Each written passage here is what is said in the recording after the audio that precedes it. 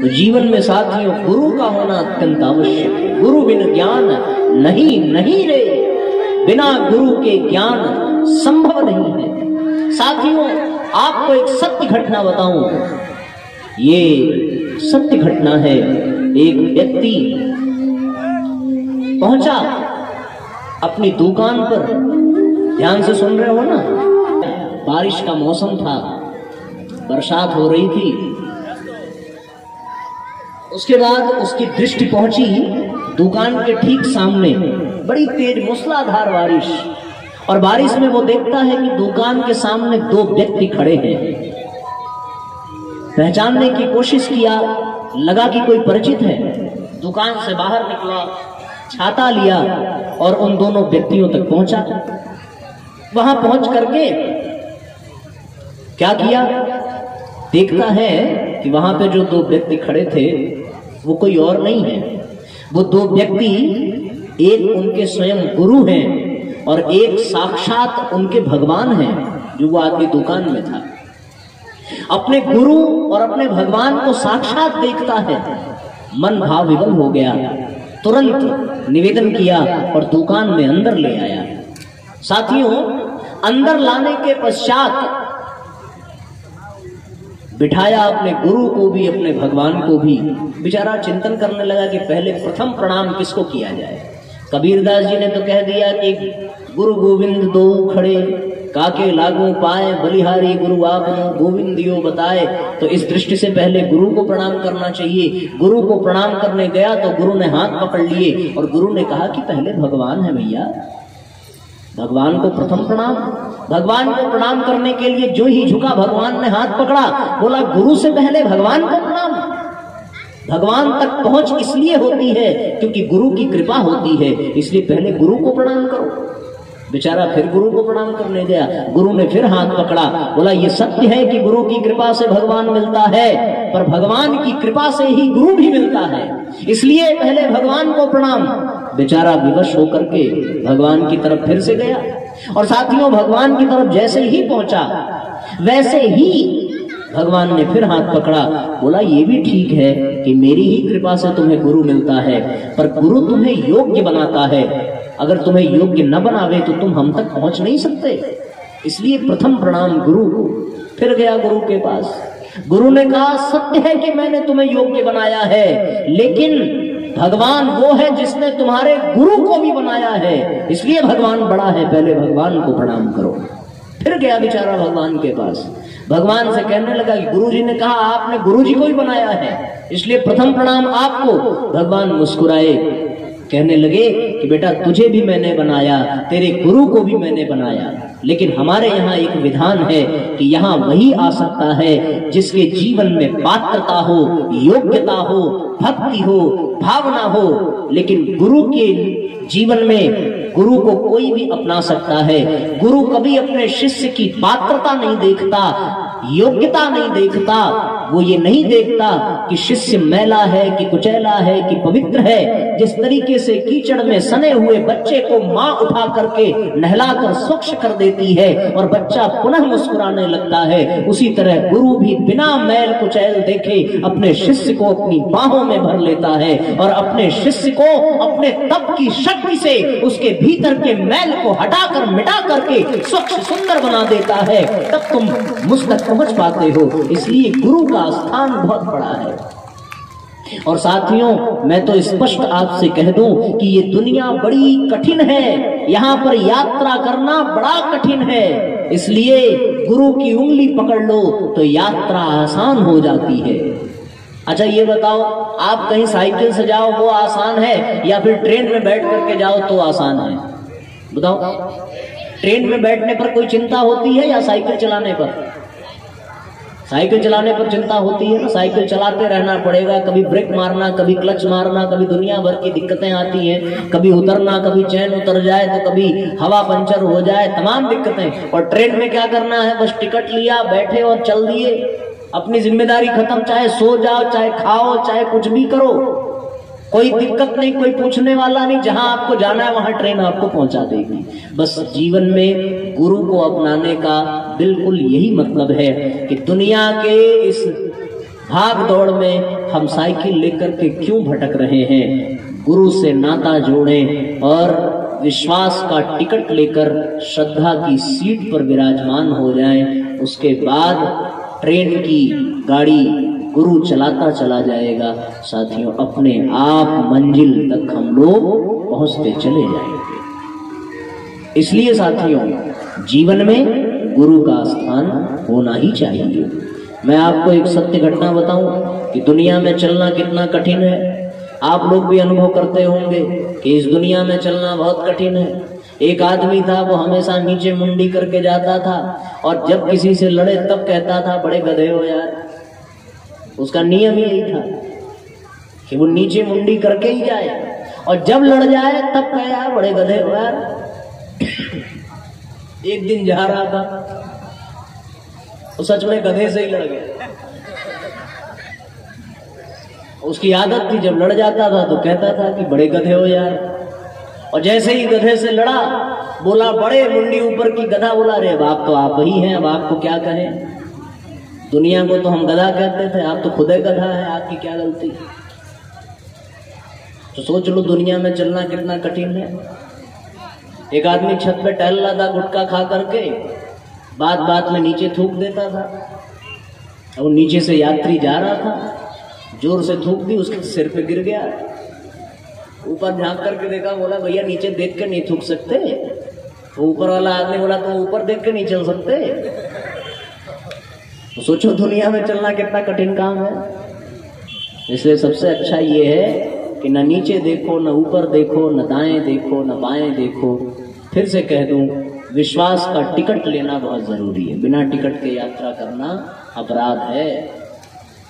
कितना भी बड़ा सोर्स हो भैया, विश्वास का टिकट लेना जरूरी है। और फिर श्रद्धा की सीट पर बैठो, तब जाकर के मंजिल पर पहुंचोगे। और यदि पहुंच भी गए तो जीवन रास्ते भर डर बना रहेगा। इसलिए ये काम करो और गुरु का वरण करो, जीवन में बात बन जाती है। श्रद्धा होना अत्यंत आवश्यक है, विश्वास का होना बहुत आवश्यक है। यदि जीवन में विश्वास न हो, श्रद्धा न हो, तो साथियों जीवन बेकार हो जाता है। और फिर गुरु की कृपा श्रद्धा और समर्पण के आधार पर ही मिलती है। श्रद्धा बिन विनय और विनम्रता नाय पार्थ, श्रद्धा विहीन प्राणी अहम लिए जलता। श्रद्धा विहीन प्राणी अहम लिए जलता। श्रद्धा के गर्भ से ही लेता विश्वास जन्म। विश्वासी हृदय तर्क जाल से निकलता। विश्वासी हृदय तर्क जाल से निकलता। श्रद्धा से निष्ठा और निष्ठा से एकनिष्ठ, एकनिष्ठ हुए बिना काम नहीं चलता। श्रद्धा बिन प्रेम नहीं, भक्ति नहीं प्रेम बिन। श्रद्धा ही दिलाए इष्ट प्राप्ति में सफलता। श्रद्धा ही दिलाए इष्ट प्राप्ति में सफलता। श्रद्धा ही दिलाए इष्ट प्राप्ति में सफलता। श्रद्धा के बल पर ही गुरु की शक्ति जीवन में काम करती है। श्रद्धा हो, समर्पण हो, तो ही जीवन में गुरु की कृपा बरसती है। इसलिए जीवन में श्रद्धा होनी चाहिए साथियों।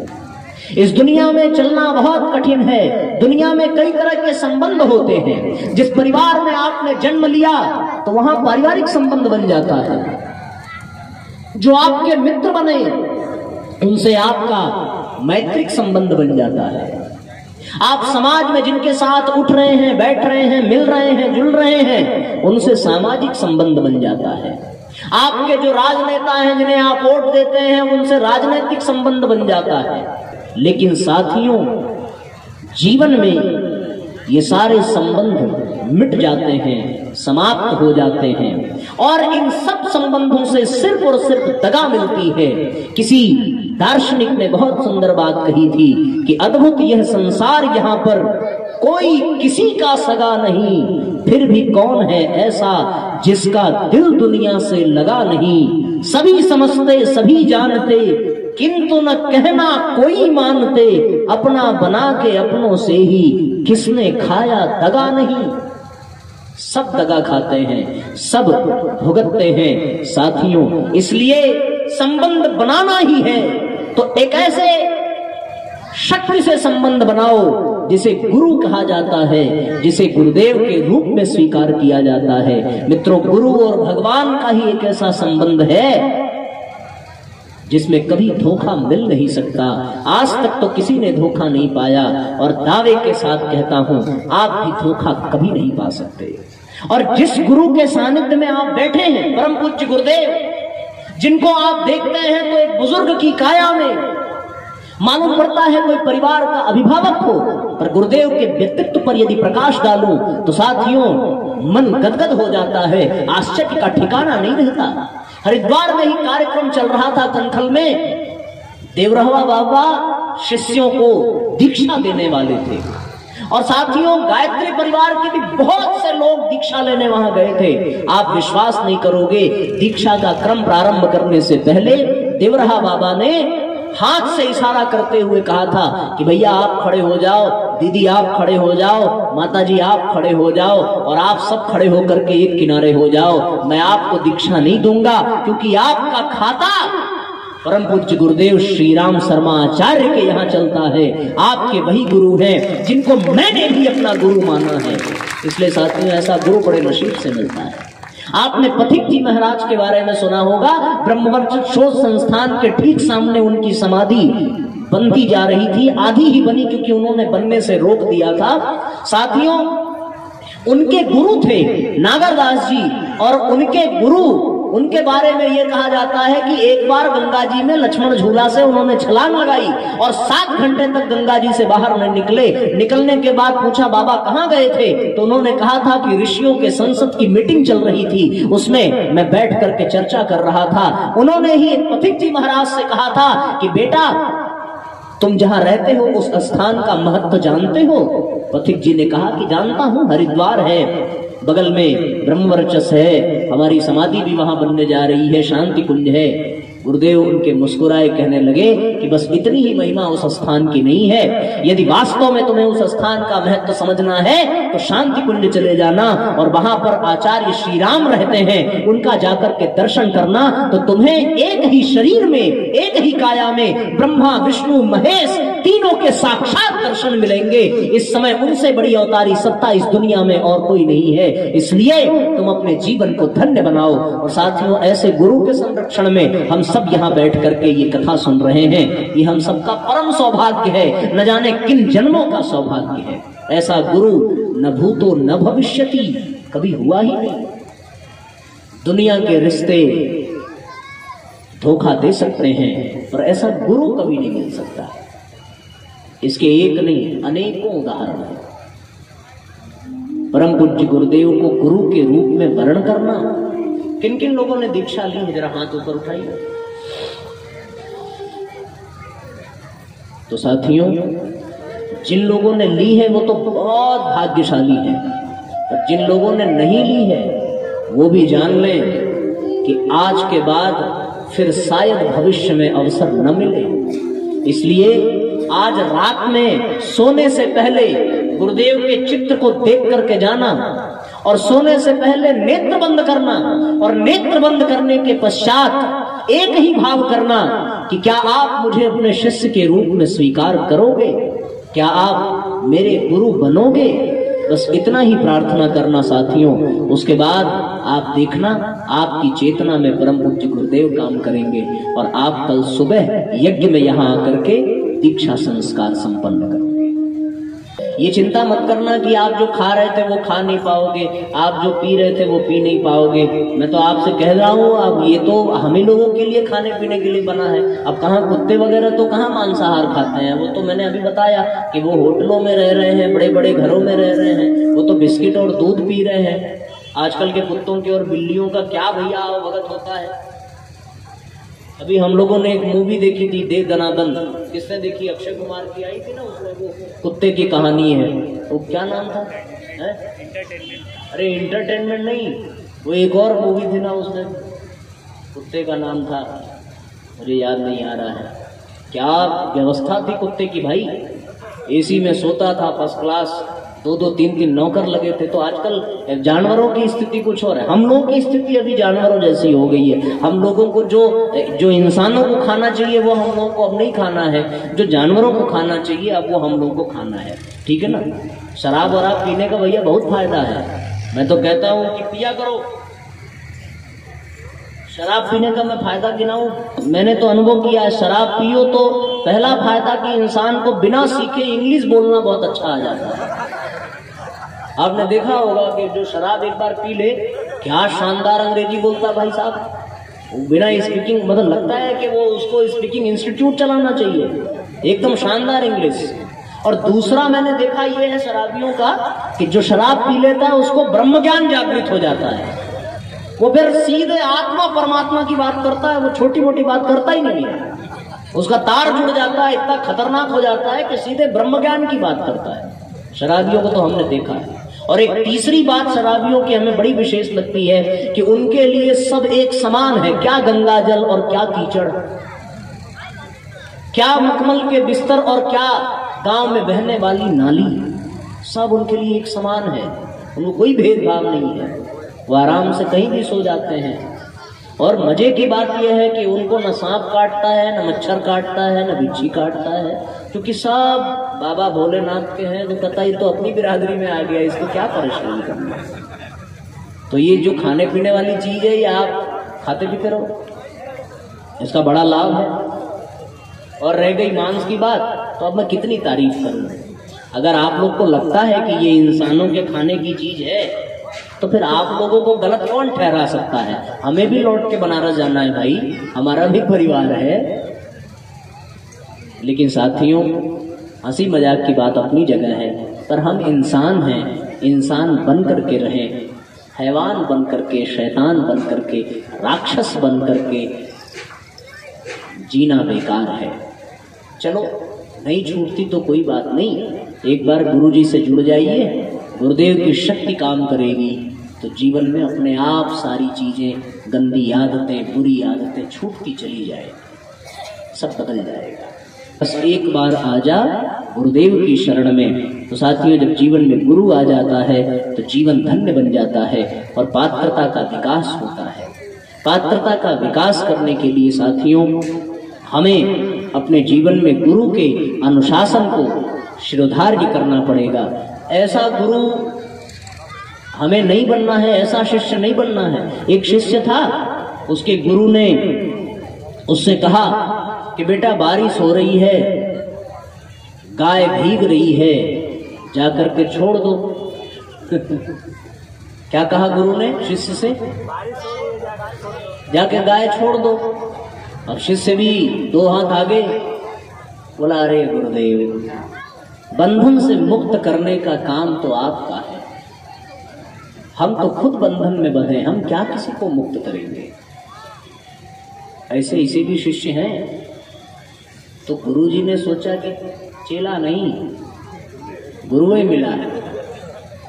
गए बेचारे, उठ करके गाय को छोड़ करके आए। रात में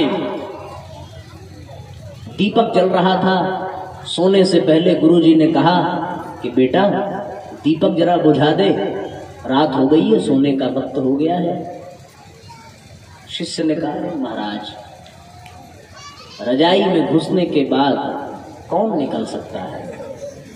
गुरुदेव, रामायण के वो सूत्र याद करिए, मूदो आंख कतौ कुछ नाही, आंख बंद कर लीजिए, दीपक अपने आप बंद हो जाएगा, अंधेरा अपने आप आ जाएगा। गुरु बेचारा विवश क्या करता, उठ करके बंद किया। सवेरे कुछ सज्जन आए, गुरुजी को प्रसाद चढ़ाया, और गुरुजी को प्रसाद देने के बाद गुरुजी ने कहा बेटा प्रसाद लेगा। तुरंत हाथ मुंह धुल करके आया, कहने लगा गुरुदेव आपकी 2 बातें नहीं मानी और तीसरी भी ना मानूं, ये कैसे हो सकता है, लाइए प्रसाद दीजिए तुरंत। तो ऐसे शिष्य मत बनना।